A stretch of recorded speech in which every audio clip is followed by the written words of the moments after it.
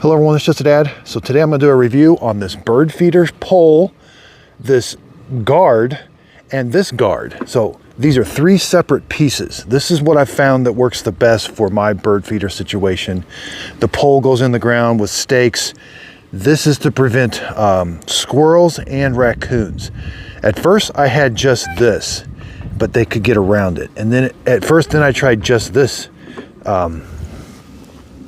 These are two separate pieces, but it's the combination of these two things that prevent squirrels and raccoons. They will come down here and they will feed around it and they will try to get up, but they really do have a hard time and they eventually just go away. If I did have a fence too close, they were able to jump over. So as long as you've got it out in the open away from tree branches, you are able to keep squirrels and raccoons away from it. This is just a really good, you can see I've been using this for over a year.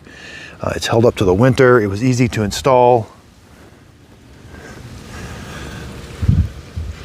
So I hope this video helps. Thanks everybody for watching.